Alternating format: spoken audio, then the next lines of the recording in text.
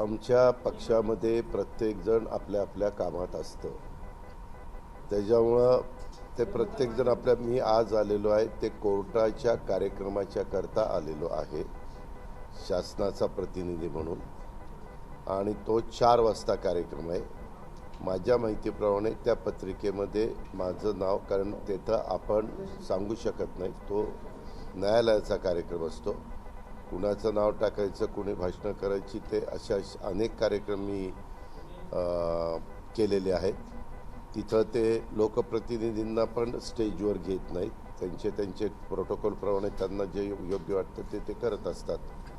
त्याच्यामुळे प्रत्येकजण आपल्या आपल्या कामामध्ये आहे. आणि हा कार्यक्रम झाल्यावर सरोज आमदार महोदया माझ्याकडे आल्या होत्या.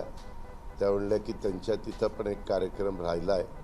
मी मागे त्यांना सांगितलेलं होतं की तो कार्यक्रम आपण त्या ठिकाणी करूया म्हणून. 6चा कार्यक्रम संपल्यावर मी तिथंही जाणार आहे आणि तो कार्यक्रम करणार आहे. आणि त्याच्यानंतर अजून एका ठिकाणी जाऊन तिथं जेवण करून माझा मी पुण्याला निघून जाणार. काय होतं पत्रकार मित्रांनो, खरंच म्हणजे आम्ही राज्याचे पदाधिकारी झालो.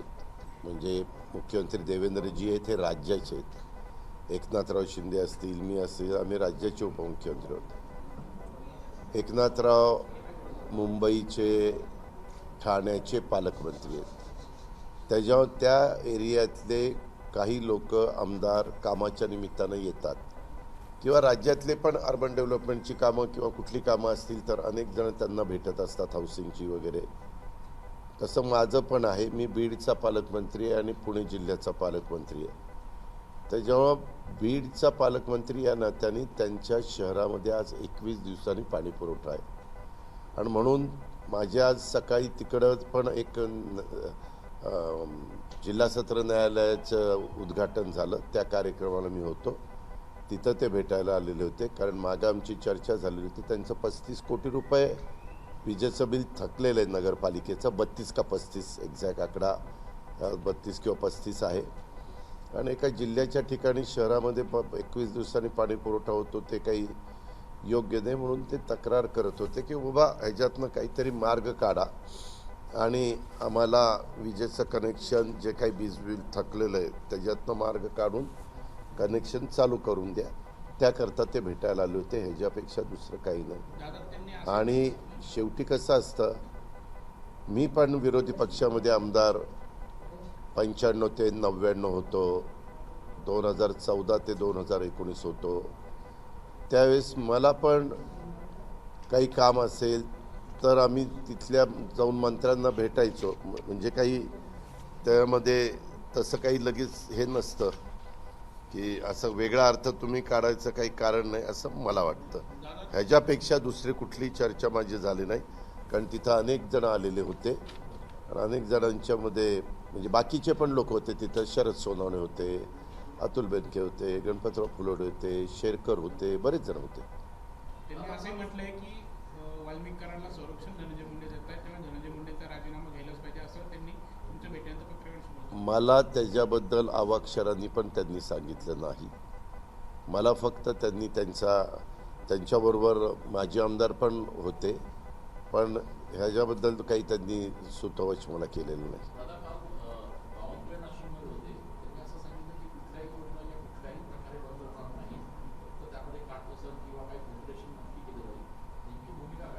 थोडीशी कळ काढा ना.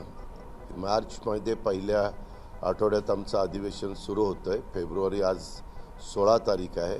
19ला शिवजयंती आहे. ती उत्साहाने महाराष्ट्रामध्ये पार पाडली जाणार आहे.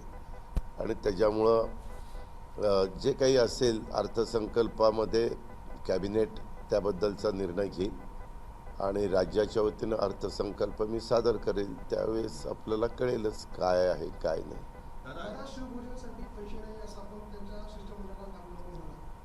नाही नाही, मी कुणाला म्हणलो नाही,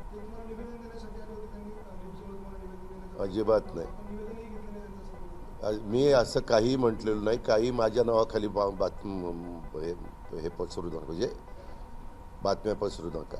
आज नाशिकमध्ये दादा पालकमंत्री पदाचा पेच जो आहे तो कायम आहे. मी तुम्हाला कितीदा सांगतो, पत्रकार महाराष्ट्रातल्या पत्रकार मित्रांना सांगतो की पालकमंत्र्याच्या बद्दल जे राज्याचे प्रमुख असतात, जे कोणी असतील, त्यांनी मंत्रिपदाचं वाटप करायचं असतं, खात्याचं वाटप करायचं असतं, कुणाला कुठं पालकमंत्री नेमायचा हा सर्वस्वी त्यांचा अधिकार असतो. ते आज नाही, वर्षानुवर्ष ते चालत आलेलं आहे.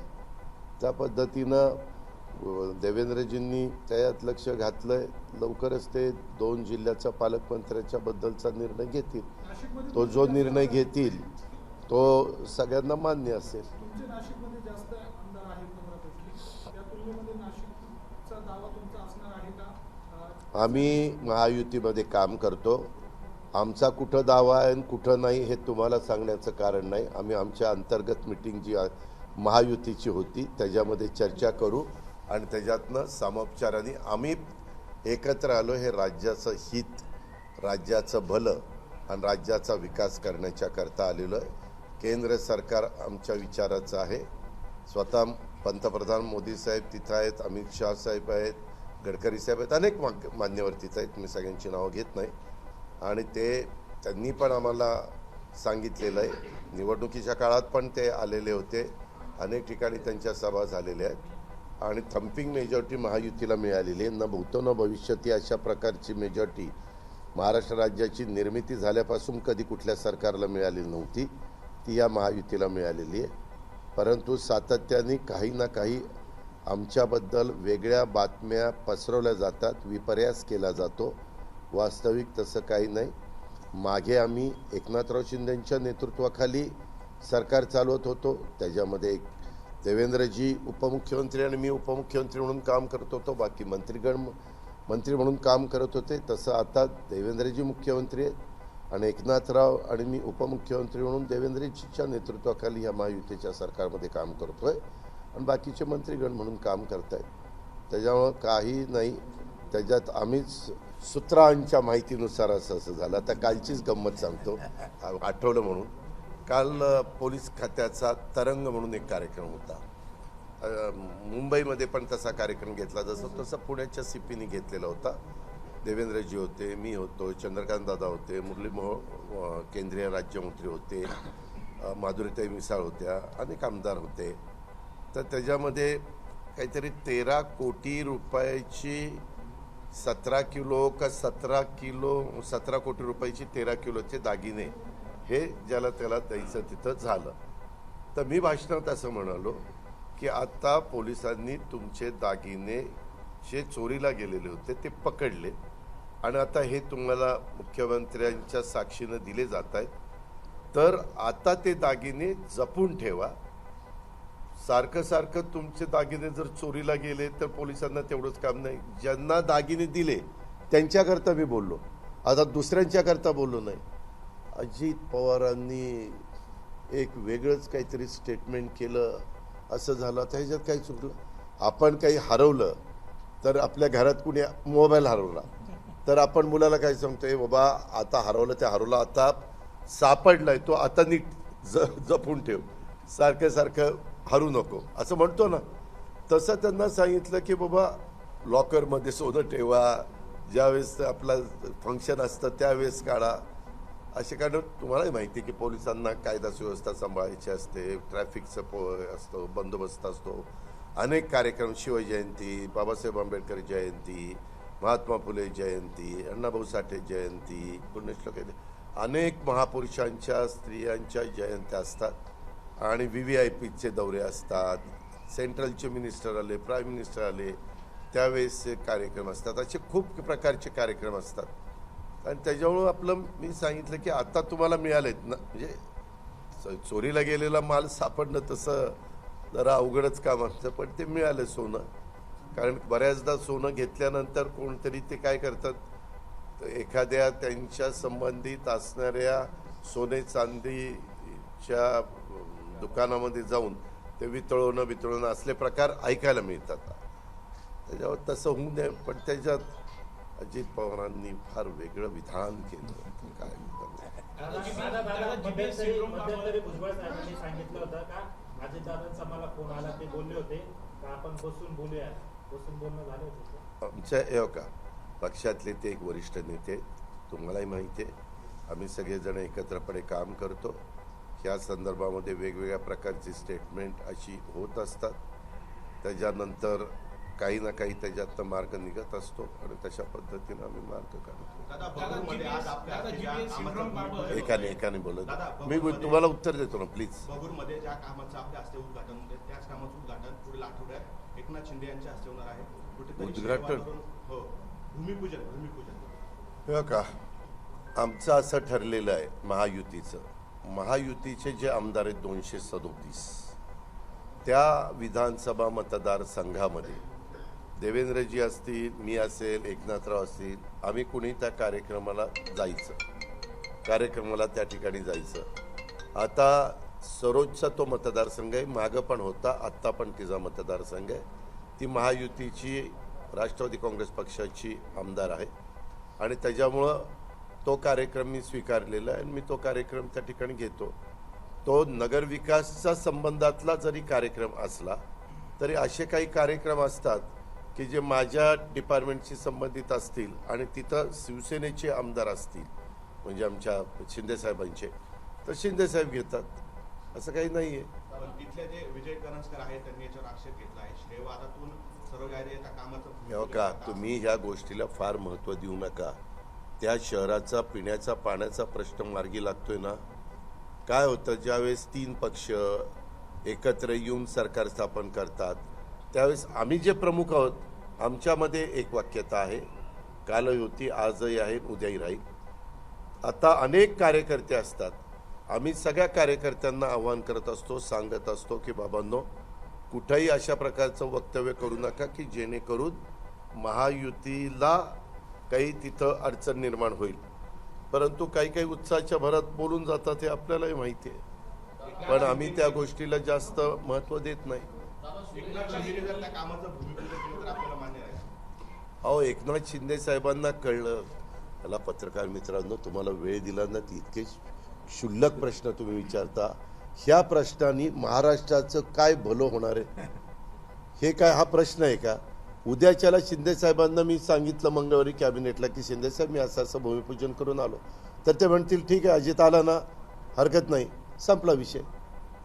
तुम्ही का, म्हणजे तुम्हाला बातम्या मिळत नाही म्हणून असली काहीतरी बातमी, त्यापेक्षा इतर महत्त्वाचा काही प्रश्न विचारा. मला असं वाटतं तुमच्या दृष्टीनं तो महत्त्वाचा असेल, पण ब्रेकिंग न्यूज पण असेल, पण मला असं वाटतं की तो फार इतका काही गहन महत्त्वाचा प्रश्न नाही. कुठले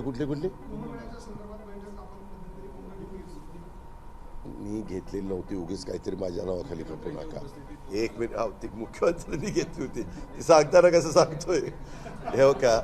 मी राज्याचा नियोजन खात्याचा मंत्री असल्यामुळं ज्यावेळेस अर्थसंकल्प सादर करायचा असतो त्यावेळेस जो कोणी अर्थमंत्री असेल, जो कोणी असेल, मागं जयंतराव पाटील होते, देवेंद्र फडणवीस साहेब होते, मी होतो, सुनील तटकरे होते, दिलीप वळसे पाटील होते, आमचे मुनगंटीवार साहेब होते, त्यावेळेस त्यांना आढावा बैठका घ्याव्या लागतात प्रत्येक जिल्ह्याच्या DPCच्या. आणि त्या आढावा बैठकीमध्ये साधारण ते मंत्र्यांना बोलवतात, विभागीय आयुक्त असतात, कलेक्टर असतात, CEO असतात, DPO असतात, डिस्ट्रिक्ट प्लॅनिंग ऑफिसर, वेगवेगळे CP, SP, असे बरेचसे अधिकारी त्याच्यामध्ये असतात. आणि त्याच्यामध्ये चर्चा होती, त्यांची आधी मीटिंग झालेली असती, त्यांनी काही प्लॅन केलेला असतो. आम्ही 36 जिल्ह्यांना कळवतो की बाबा तुम्हाला तुमचा DPCचा प्लॅन, जिल्हा वार्षिक योजनेचा, या रकमेमध्ये बसवायचा आहे. आणि मग त्याच्यामध्ये आम्ही साधारण 20% रकमा कुणा करता आरक्षित आहेत. तर ह्यावेळेसपासून मी आत्ताच ऑर्डर काढली, ह्यावेळेस 19% रक्कम आरक्षित असायचे वेगवेगळ्या विभागाला, ह्यावेळेस 1% दिव्यांगांच्या करता आपण आरक्षित ठेवली. समजा उदाहरणार्थ, अजून ते किती द्यायचे ते मुख्यमंत्री आम्ही सगळे ठरवू, समजा संपूर्ण राज्याला 20,000 कोटी रुपये DPCच्या निमित्तानं मिळाले, तर त्या 20,000 कोटीमध्ये 1% रक्कम ही दिव्यांगांच्या करता, त्यांच्या काही महत्त्वाच्या बाबी असतात आणि त्या इतर कशात बसत नाही, अशा DPCमध्ये घ्यायला आपण त्यांना मुभा दिलेली आहे. म्हणजे साधारण 200 कोटी होईल काय? 20,000 10% म्हणजे 2,000 200 कोटी 200 कोटी 36 जिल्ह्यामध्ये. आणि बाकीचा तो प्लॅन असतो तो वेगळा असतोच. तसं पोलिसांना काही रक्कम आपण खर्च करतो, तुमच्या महसूलला काही टक्के, महिला व बाल विकासला काही टक्के, शिक्षणाला काही टक्के, असं मिळून आता ती 20% रक्कम ह्या कामाकरता खर्च करायची. आणि मग बाकीचं 80% रक्कम सगळ्या पालकमंत्र्यांनी, तिथल्या बाकीच्या अधिकाऱ्यांनी, तुमच्या मंत्र्यांनी, लोकप्रतिनिधींनी बसायचं आणि त्याबद्दलचा निर्णय त्यांनी त्यांचा घ्यायचा. त्याच्यामुळं ती मीटिंग माझी नाशिकची होती. त्यावेळेस नाशिकच्या अधिकाऱ्यांनी त्या मीटिंगला मी मंत्र्यांनाही बोलवलं होतं. त्याच्यावर नरहरी झिरवाळ होते, दादाजी भुसे होते, मला वाटतं माणिकराव कोकाटे होते, असे जिल्ह्याचे जे प्रतिनिधी आहेत ते त्याच्यात हजर होते. गिरीश पण महाजन साहेब होते. त्याच्या आधी जळगाव होतं, लगेच नाशिक होतं, म्हणून तेही बसून होते, कारण तेही तुमच्या जिल्ह्याच्या मागं पालकमंत्री होते. 5 वर्ष का काहीतरी मला वाटतं होते. 5 वर्ष. तर 14 ते 19. तर मग ती चर्चा झाली.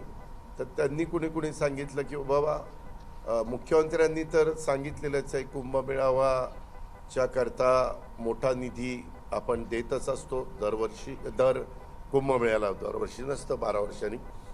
आणि त्याच्यामध्ये केंद्र सरकार पण मदत करत असतं. आत्ता पण उत्तर प्रदेशमध्ये आहे तर तिथंही प्रयागधामला केंद्र सरकारने मदत केलेली आहे आणि स्वतः राज्याची मदत.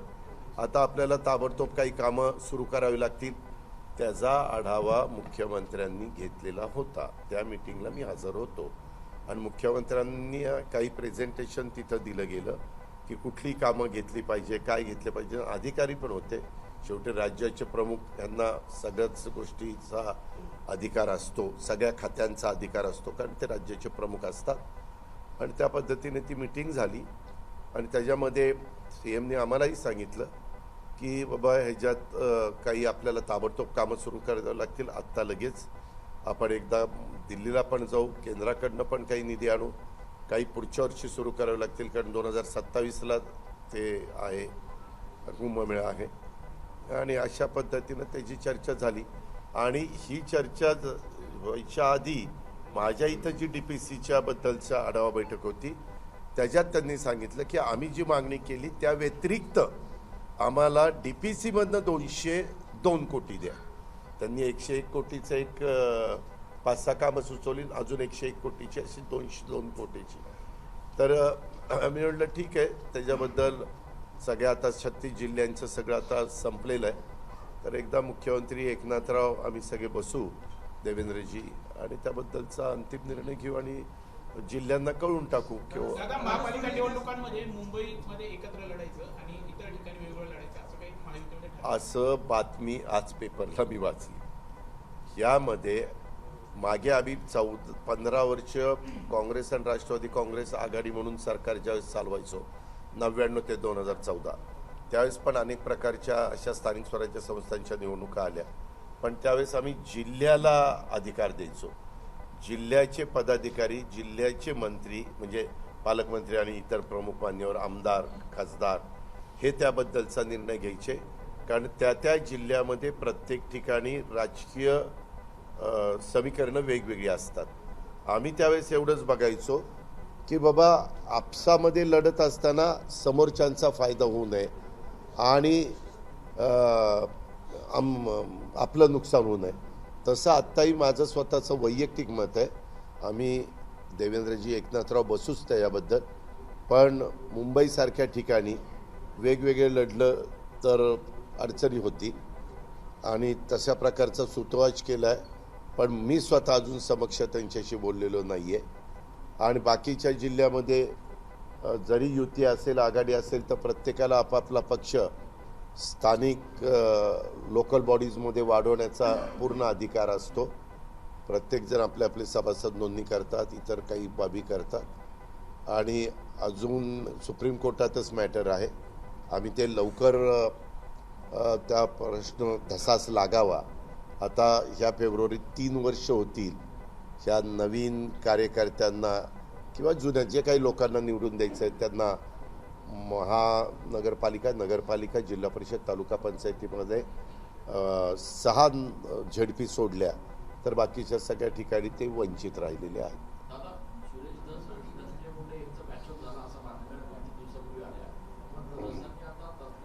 मी तुम्हाला सांगू का, ऐका ना, ह्या संदर्भामध्ये आम्ही पण बातम्या ऐकतो. आता त्या दोघांनाच माहिती काय त्यांनी काय केलं आणि काय नाही. मला तर त्याच्याबद्दलची काहीच माहिती नाही, कारण भेटल्यानंतर दुसऱ्या का तिसऱ्या दिवशी बातमी आली, बरोबर ना. त्याच्यावर त्या दोघांनाच त्याच्याबद्दल विचारलं तर ते जास्त संयुक्तिक ठरलं.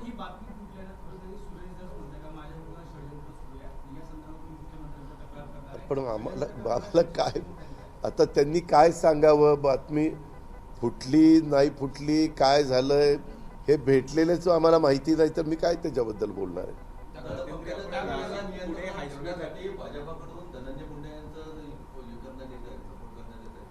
काय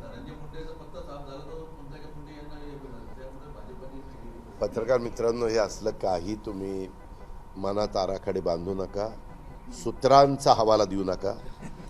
हे असं काही नाही आहे. मी पुन्हा तुम्हाला सांगतोय, आम्हाला इतकी थंपिंग मेजॉरिटी मिळाली, जनतेने आम्हाला तक्रार करण्यासारखं काही ठेवलेलं नाही आहे. आता आम्हाला कामच करून दाखवायचं आहे. आम्हाला केंद्राचा मोठ्या प्रमाणात निधी राज्यामध्ये आणायचा आहे. त्याहीबद्दल आमची मागच्या कॅबिनेटमध्ये अतिशय विस्तृतपणे चर्चा झाली. त्याच्यामध्ये वेगवेगळ्या डिपार्टमेंटला, वेगवेगळ्या अधिकाऱ्यांना ज्या काही सूचना मुख्यमंत्री आणि मंत्रिमंडळाने द्यायच्या त्या दिलेल्या आहेत. त्याच्यामध्ये काही अधिकाऱ्यांना आपण बसवलेलं होतं, केंद्राचा अर्थसंकल्प सादर करत असताना कुठल्या निधी आपल्याला खेचून आणता येऊ शकतो. तर आपण मनरेगाचा आणू शकतो.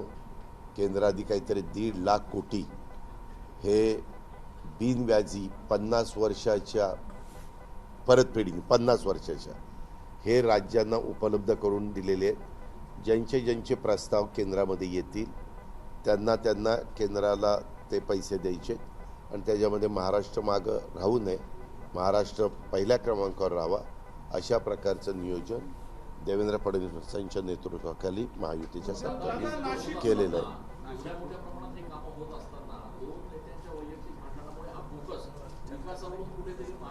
कुठल्या 2 नेत्यांच्या?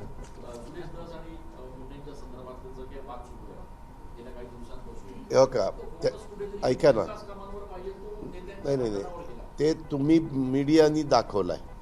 माझं स्पष्ट मत आहे, मीडिया ते रोज बातम्या वेगवेगळ्या चॅनललाही दाखवते, प्रिंट मीडियाला दाखवते. अर्थात तो तुमचा अधिकार आहे, तुम्ही काय दाखवावं हे मला सांगण्याचा काडीचा अधिकार आहे. तो तुमचा संविधानाने, घटनेने, कायद्याने, नियमाने दिलेला अधिकार आहे. आम्ही काय करतो, आम्ही काय विकासाच्या संदर्भात करता येईल तो प्रयत्न आमचा त्या ठिकाणी चाललेला आहे. आम्ही मुख्यमंत्र्यांनी, दोन्ही उपमुख्यमंत्र्यांनी, तिघांनी सांगितलं की जी घटना मधल्या काळामध्ये बीडला घडलेली आहे ती अतिशय निंदनीय, निगृणपणे अशी माणुसकीला काळीमा फासणारी असं कुणी करू शकतं हे आपल्याला सहनच होत नाही. आणि त्याच्यामुळं त्याच्यात जे कोणी दोषी असतील त्यांना शासन हे केलंच जाईल, कुणालाही सोडलं जाणार नाही. आणि मुख्यमंत्र्यांनी लगेचच SIT नेमली, CID नेमली, न्यायालयीन चौकशी त्या ठिकाणी सुरू केली, म्हणजे सूचना जाहीर केली.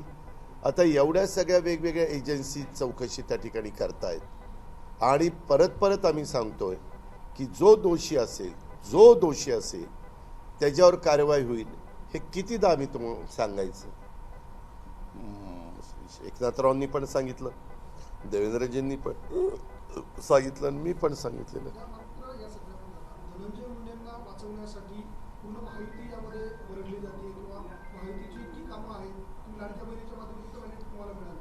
मात्र धनंजय मुंडे या सगळ्या प्रकरणामध्ये त्यांचं वारंवार नाव आलं. इथे जर बीडमध्ये गेलं तर थेट धनंजय मुंडेंवरच आरोप होता. तो मुंडेंचाच राजीनामा घेतला गेला नाही, त्यांना पाठीशी घातलं गेलं.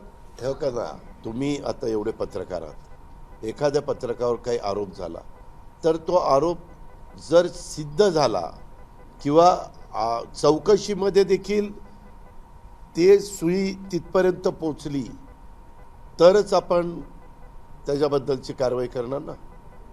काही जण आता तुम्ही प्रश्न विचारला, मग अजित पवार पाठीमागं 2010च्या का 11च्या दरम्यान तुमच्यावर सिंचनाच्या बद्दलचे जे आरोप झाले त्यावेळेस तुम्ही स्वतः राजीनामा दिला.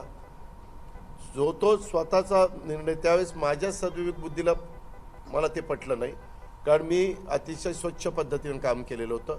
मी आजही पत्रकार मित्रांनो सांगतो, एकही गोष्ट मी एवढी महत्त्वाची खाती आजपर्यंत गेल्या 34 वर्ष सांभाळलेली आहेत. मला सुरुवातीलाच राज्यमंत्री म्हणून सुधाकर नाईकांच्या मंत्रिमंडळात 92 साली संधी मिळाली होती. त्या दिवसापासून आजपर्यंत काम करत असताना मी कुठंही ओव्हर रूल करत नाही. मी माझे जे काही सचिव लोक असतात, ACS असतात, प्रिन्सिपल सेक्रेटरी असतात, त्यांच्याकडनं फाईल आल्यानंतर त्या संदर्भात ती सगळी माहिती घेतो आणि मग माझा निर्णय काय असेल तो त्या ठिकाणी देतो. असं असताना पण मला तिथं बदनाम करण्यात आलं, माझी एकंदरीत जनमानसामध्ये प्रतिमा मलिन करण्यात आली. आणि त्या बातम्या बघितल्यानंतर मला वाटलं की आपण एवढंच व्यवस्थितपणे काम करत असताना ह्या पद्धतीनं आरोप एखाद्याला सण होता. तुम्ही म्हणाल लाल बहादूर शास्त्री रेल्वे मंत्री असताना रेल्वेचा अपघात झाला तर त्यांनी राजीनामा दिला. अहो पण त्याच्यानंतर कितीतरी रेल्वे मंत्री झाले, कितीतरी अपघात झाले, म्हणजे सगळ्यांनी दिले का राजीनामे? दिले का? नाही दिले. त्याच्यामुळं कधी कधी काही जणांच्यावर न्यायालयाने ताशेरे ओढले तरी काही मुख्यमंत्र्यांनी राजीनामे दिलेले तुम्हाला माहिती असेल. काही आपल्या राज्याची तर एक घटना अशी आहे की कुणाला तरी मार्क्स डॉक्टर केला, त्यांच्या घरातल्याला कुणाला काहीतरी दिले तर मुख्यमंत्रीपद सोडावं लागलं. अशा घटना आहेत ना. किंवा आदर्श जे प्रकरण आलं त्याच्यात पण काहींना राजीनामा द्यावा लागला. 26/11 त्याच्यात पण राजीनामा द्यावा लागला. आता त्यावेळेस परिस्थिती असती. आज आम्ही सारखं असं म्हणतोय, म्हणजे देवेंद्रजी असतील, मी असतील किंवा एकनाथराव असतील, किंवा यामध्ये दोषी जे असतील त्यांच्यावर कारवाई त्या ठिकाणी केली जाईल. त्या मताशी आम्ही आहोत.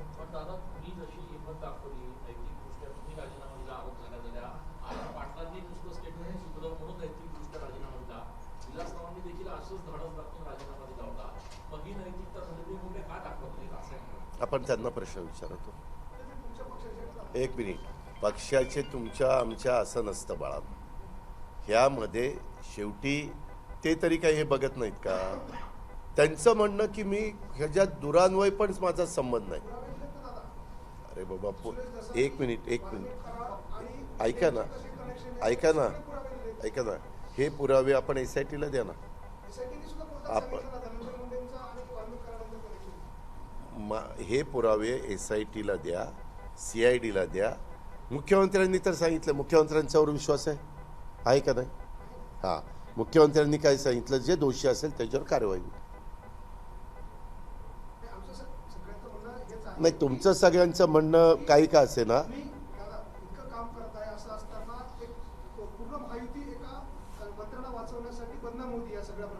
अजिबात आम्ही कशाबद्दल कोणाला वाचवणार नाही. कालही आम्ही कोणाला वाचवलं नाही, आजही वाचवणार नाही, उद्याही वाचवणार नाही. आम्हाला कोणाला वाचवण्याच्या करता, चुकीचं वागणाऱ्यांना वाचवण्याच्या करता आम्हाला जनतेने 237 आमदार निवडून दिलेले नाही.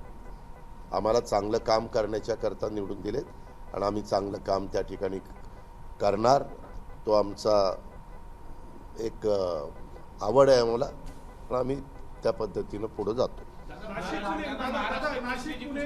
तुम्ही देखील होता अहिल्यानगरला, ती पुन्हा एकदा होणार आहे. द्राक्ष आणि मोहोळची जे त्याबाबत आक्षेप घेण्यात आला होता.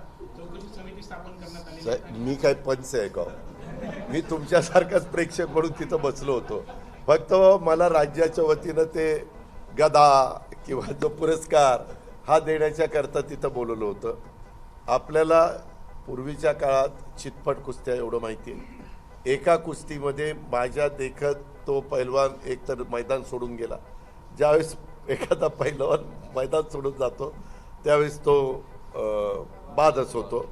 त्याच्या आधी मोहोळ ज्यावेळेस त्यांनी एक काय झालं एक कुस्ती जिंकली म्हणजे फायनलला जायच्या आधी, त्यावेळेस त्यांनी पूर्णपणे चितपट केलेलं आपण सगळ्यांनी त्या ठिकाणी बघितलं. आणि नंतरची कुस्ती आम्ही इकडच्या बाजूला अशा खुर्चीवर बसलो होतो, पंच तिथं होते आणि तो असा तिरका त्या ठिकाणी, काहींचं म्हणणं तिरकी एकच बाजू पाठ चिकटली, काहींचं म्हणणं नाही ते बरोबर आहे.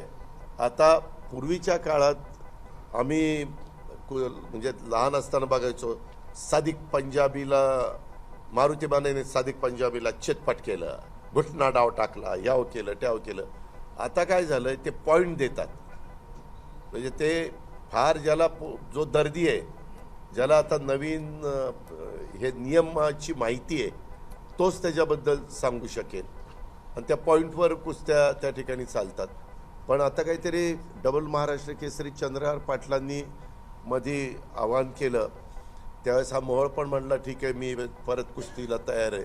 आणि तो राक्षेचं काय अजून ऐकायला मिळालं नाही. तर बघू. आणि खेळामध्ये यश अपयश त्या ठिकाणी असतं. आणि आम्हाला असं वाटतं की खेळात क्लिअर रडीचा डाव नसला पाहिजे. खेळ हा खिलाडूपणाने स्वीकारला पाहिजे.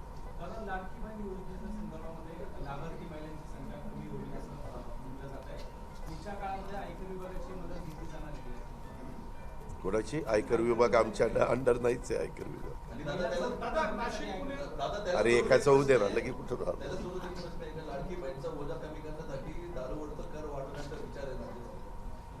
तुम्ही काय बसून बसून तुमच्या सुपीक डोक्यात कुठला कल्पना येतात. अहो अजून त्याबद्दल कुठला कर वाढवायचा, कुठला कर कमी करायचा, कुठल्या योजना ह्या करायच्या, ह्याबद्दल आम्ही बसलेलो नाहीये. आमचा बाकीचे आढावा सगळ्यात चाललेला आहे. एक मी आपल्याला सांगतो, आपल्यामार्फत राज्याला सांगतो, राज्याची आर्थिक घडी व्यवस्थितपणे ठेवण्याच्या दृष्टिकोनातनं आणि राज्याचं जे एकंदरीत आजपर्यंतचा नावलौकिक आहे त्याला कुठं धक्का पोचू नये ह्या पद्धतीनं आम्ही राज्य चालवणार आहोत, विकास साधणार आहोत. ह्या सगळ्या गोष्टी करत असताना आम्हीच बातमी वाचतो की इथं असं होणार आहे. हे आता ते ज्यांनी काहीतरी शिवथाळी भोजनाचं काहीतरी सांगितलं, म्हणले शिवभोजन थाली तुम्ही काय निवेदन स्वीकारलं नाही, तुम्ही तसंच गेला. अहो मी थांबवून प्रत्येकाची निवेदनं हातात घेतो, नंतर मी जातो. आता याला कोणी सांगितलं, कोणाला माहिती तसं गेला. थांब अरे थांब ना बाबा, एवढी काय घाई. आम्ही फार घाई केली की आम्ही म्हणतो अंड्यावर आलं काय, म्हणजे तुला नाही बाकीच्यांना म्हणतो.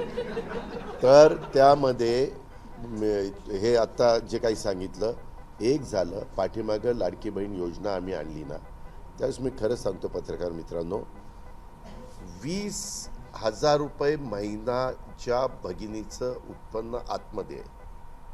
म्हणजे 2.5 लाखापर्यंत तिचं वर्षाचं उत्पन्न असावं. अशा महिलांच्या करता, म्हणजे आमच्या शेतकाम करणारी महिला, खुरपणीला जाणारी महिला, किंवा आमची झाडू पोतना करणारी महिला, धुणं भांडी करणारी महिला, किंवा काही घरात नवरा बायको दोघंही जर नोकरीला असले तर ह्या घरात जाऊन स्वयंपाक करणं, पुढच्या घरात जाऊन स्वयंपाक नाही का करतात काही महिला, अशा महिला, किंवा आमच्या झोपडपट्टीमध्ये राहणाऱ्या गरीब महिला, किंवा दिवसभर काहीतरी भाजी घ्यायची, संध्याकाळपर्यंत विकायची आणि मग चूल पेटवायची, तिला फार कमी तसं तिचं उत्पन्न असतं. ह्या भगिनी वर्गाच्या करता ती लाडकी बहीण योजना आणलेली होती. आणि ज्यांना ज्या योजनेमध्ये कुठलाच लाभ मिळत नाही, म्हणजे काहींना संजय गांधी निराधार योजनेतनं मिळतो, काहींना श्रावण बाळ योजनेतनं मिळतो, अशा वेगवेगळ्या योजना राज्याच्या असतात ना. तर ज्यांना कुठल्याच योजनेचा फायदा मिळत नाही, पण मी आत्ता ज्याचा उल्लेख केला त्याच्यामध्ये ते बसतात, अशांच्या करता ही योजना आणली. मी आधी मला वाटतं जूनमध्ये जाहीर केलं आणि जुलैपासून सुरुवात करायची ठरवलं, परंतु ते काही लवकर आमचं होईना. मग शेवटी ऑगस्टमध्ये रक्षाबंधन होतं. मग रक्षाबंधनाच्या निमित्तानं आम्ही जुलै ऑगस्टचे 3,000 रुपये पाठवले.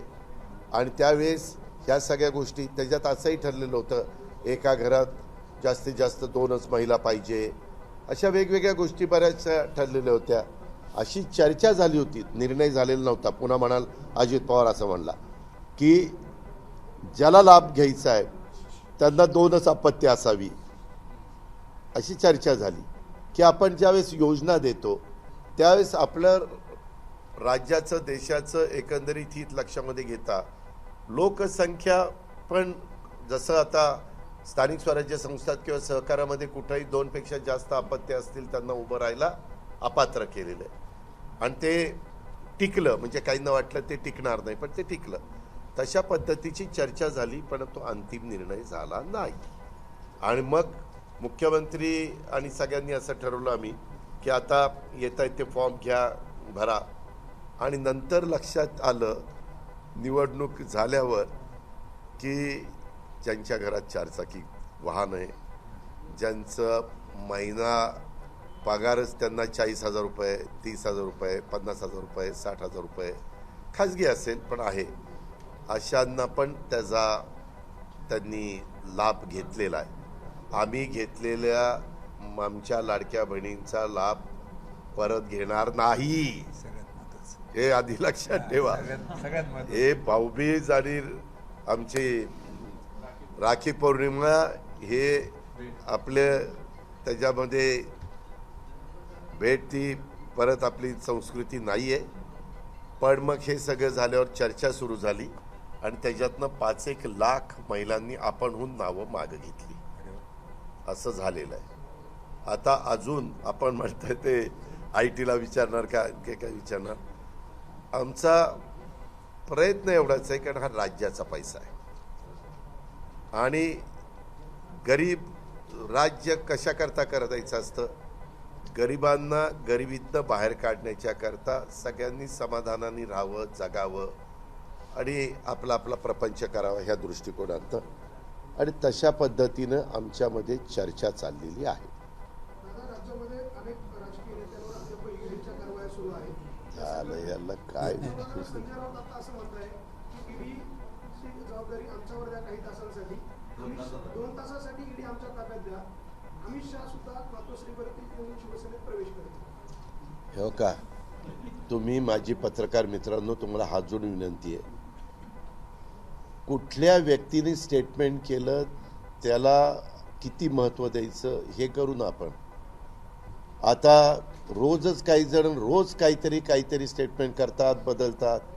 आता ह्याच व्यक्तीने एकनाथराव शिंदे साहेबांचा सत्कार झाला त्यावेळेस पवार साहेबांच्या बद्दल काय वक्तव्य केलं आणि आज काय वक्तव्य केलंय. म्हणजे किती बदल होतात.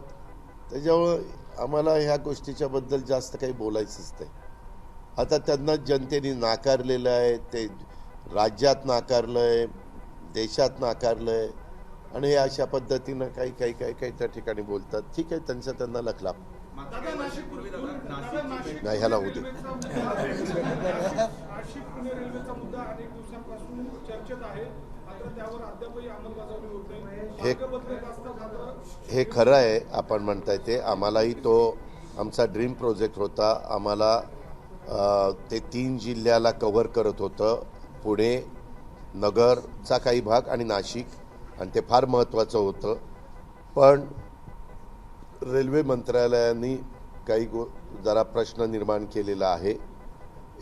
आपले देवेंद्रजी म्हणाले की आपण एकदा दिल्लीला जाऊ, त्यावेळेस रेल्वे मंत्र्यांनाच भेटू ह्या विषयाच्या संदर्भामध्ये आणि काय अडचण आहे.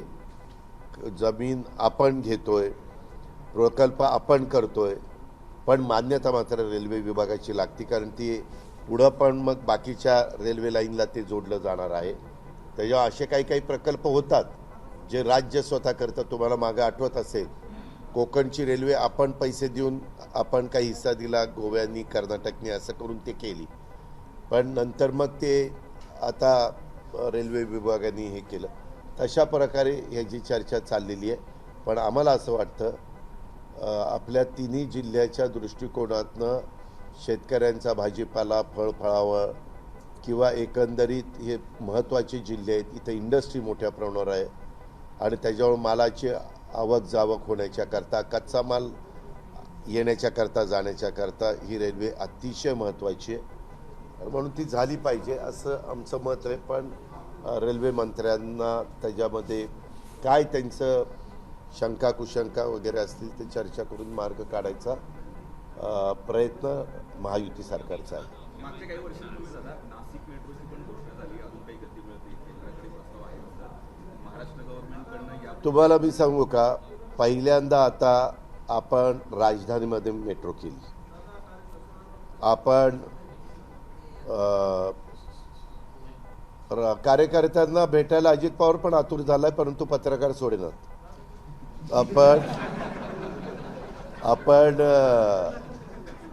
उपराजधानीत केलं. आपण मग नंतर मोठं शहर जास्त दाट लोकवस्तीचं ते म्हणजे पुणे पिंपरी चिंचवड, तिथं आपलं काम चाललेलं आहे. आता आपण 4थ्या टप्प्यामध्ये ठाणे कव्हर करतोय, कारण तुम्हालाही माहिती आहे ठाणे जिल्ह्यामध्ये 6 महानगरपालिका आहे, पॉप्युलेशन पण फार मोठं आहे.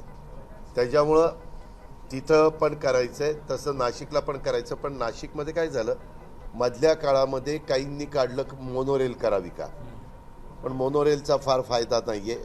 आम्ही स्वतः मुंबईमध्ये पृथ्वीराज बाबा चव्हाण साहेब मुख्यमंत्री असताना केलं, पण ते आपल्या शहरांना फिजिबल नाही आहे. मग दुसरं एक काहीतरी एक ते आणलेलं होतं, परंतु अद्यापर्यंत जगात ते कुठं पॉप्युलर झालेलं नाही. आम्ही आता काय करतो, कुठलीही गोष्ट करताना कुठं ती सक्सेस झालेली आहे. आता मध्ये तुम्ही ऐकलं असेल, पुणे ते मुंबई अशी 15 का 20 का 25 मिनिटातच ती, त्याला एक वेगळं नाव होतं, कॅप्सूल नाही ते नाव असं, हायपरलूप, राईट, हायपरलूप. ते हवेवर तुम्ही विचार करा, विमानात बसल्यावर विमानातनं माणूस 20-25 मिनिटात मुंबईला येतो, तसं तिथं बसून तो डायरेक्ट इकडे येणार होता आणि त्या हवेच्या दाबावर होणार होतं. म्हटलं राव, हे जगात कुठं झालं ते बघा, पहिलं ट्रायल घ्या. आणि मग ते काही कुठं झालंय असं दिसलं नाही. मग आम्ही हे देवेंद्रजींच्या काळात चाललं होतं, नंतर आम्ही सत्तेवर आलो. मी त्यावेळेस असं म्हणलो, मी तिथं पालकमंत्री होतो, की तुम्हाला आम्ही एक 10 किलोमीटरचा एरिया देतो, तुम्ही 10 किलोमीटरमध्ये आम्हाला ट्रायल घेऊन दाखवा की तिथं बसलेला माणूस जे काही बसतील ते तिथं बसून 10 किलोमीटर सुरक्षित, न काही त्याला शरीराला त्रास होता, तिथं पोचतील. तर म्हणलं आम्ही त्याचा विचार करू. पण काही कुणी धाडस ते दाखवलं नाही. वेगवेगळ्या कंपन्या आल्या, आम्ही असं करतो, आम्ही तसं करतो, तसं काही झालं नाही. तसं आता आपल्या ठाण्याच्या नंतर आपण नंतरचा पुढचा टप्पा हा नाशिकचाच आहे. कारण शहरांचा विचार केला, तुम्हाला माहिती आहे की आपली मोठी मोठी शहरं, त्याच्यात ठाण्याच्या नंतर नाशिकचाच नंबर. पॉप्युलेशनचा विचार करता, इथल्या इंडस्ट्रीचा विचार करता, इथल्या वाहतुकीचा विचार करता करण्याची गरज आहे, ते आम्ही करू. जिल्हा बँकेला मदत करण्याच्या करता सातत्याने माझ्याकडे बैठका चालल्यात. मी त्यांना असं सांगितलेलं होतं, बुलढाणा जिल्हा मध्यवर्ती सहकारी बँकेला 300 कोटी रुपये लागणार होते. आम्ही राज्य सरकारकडनं 300 कोटी रुपयाची गॅरंटी दिली. MSC बँकेनी 10 का किती 20 वर्षाच्या परतफेडीनी त्यांना 300 कोटी रुपये दिले आणि त्या बँकेचं रांकेल लागलं. तसं आपल्या बँकेला 700 कोटी रुपये लागतात. मी त्यांना असं म्हटलं की आम्ही 700 कोटीची गॅरंटी देतो, 700 कोटी रुपये MSC बँक उपलब्ध करून देईल. MSC बँकेचं आत्ता डिपॉझिट मला वाटतं 25-30 हजार कोटी आहे. थोडा आकडा इकडं तिकडं होईल, नाहीतर म्हणता येईल अर्थमंत्री चुकला, काय म्हणजे चांगलं डिपॉझिट आहे. तर त्याच्या संदर्भामध्ये त्यांनी ते द्यावं असं माझं मत आहे. पण काहींचं मत असं येतं की तसं करून चालणार नाही. त्या 750 कोटी रुपयेमध्ये 300 कोटी रुपये किमान राज्य सरकारने ह्या बँकेला भागभांडवल म्हणून द्यावं आणि 400 कोटीची हमी द्यावी, असं काहीतरी केलं तर मार्ग निघेल. माझ्या चेंबरमध्ये मीटिंग झाली, त्यावेळेस नाबार्डचे लोक होते, सहकार विभागाचे लोक होते आणि बँकेचे इथले प्रशासक वगैरे पण होते. आम्ही आता वसुलीच्या करता लक्ष घातलेलं आहे. इथं जे काही प्रशासक आहे त्यांना म्हणलं की कुणीही असू द्या, जरा कडकपणे वसुली करा, वसुली करून एक विश्वासार्हता निर्माण करा. कारण महाराष्ट्रातील नंबर 1ची पीक कर्ज देणारी बँक म्हणून मी नाशिक जिल्हा मध्यवर्ती सहकारी बँकेचा ओळख म्हणजे आम्ही बागत होतो. कारण मी पण पुणे जिल्हा बँकेचा 7 का 11 वर्ष चेअरमन होतो, 7 वर्ष असेल कदाचित. आणि त्याच्यामुळे एक चांगली बँक म्हणून आम्ही ह्या बँकेकडे बघायचं. पण दुर्दैवाने त्या बँकेचं ही अवस्था झालेली आहे. पण आम्हाला मनापासून जसं आम्ही अनेक बँका ऊर्जितावस्थेमध्ये आणल्या तसं ह्यालाही आणायचं आहे. शेवटी मला नाबार्डनी, RBIनी आणि सहकारांनी सांगावं की हाच तुम्हाला पर्याय, मग आम्ही कॅबिनेटला घेऊन जाऊ आणि कॅबिनेटला सांगू. कारण मागे नांदेड जिल्हा मध्यवर्ती सहकारी बँकेला अशोकराव चव्हाण साहेब मुख्यमंत्री असताना 100 कोटी रुपये भागभांडवल दिलेलं मला चांगलं आठवतं आहे. त्याच्यामुळं तशा पद्धतीनं देऊन मग त्यांनी ती बँक रांकेला लागायचा प्रयत्न केला. तसं इथं मार्ग काही ना काही काढावाच लागेल, कारण ही शेतकऱ्यांची आर्थिक नाडी म्हणून ती ओळखली जाते. अरे आता शेवटचा होता ना.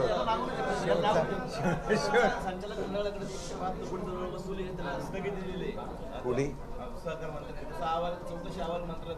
त्याच्यामध्ये स्थगिती दिलेली असेल तर ती स्थगिती उठवण्याच्या करता मी त्यांना सूचना देईल.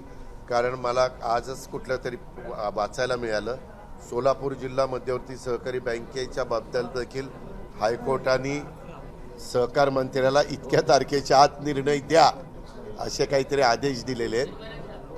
नाही मला आता एक्झॅक्ट माहीत नाही, तर मी सोलापूर तर तसं मी त्यांना सांगणार आहे. कारण शेवटी ज्याच्याकडे बाकी आहे त्यांनी तर दिली पाहिजे, त्याशिवाय बाकीच्यांचा काय दोष आहे ह्या मताचा मी आहे. अर्थात हे निर्णय होताना संपूर्ण कॅबिनेट त्याबद्दलचा निर्णय घेते, पण मी माझी म्हणणं कॅबिनेटला पटवून देण्याचा प्रयत्न करतो. ABP माझा, उघडा डोळे बघा नीट.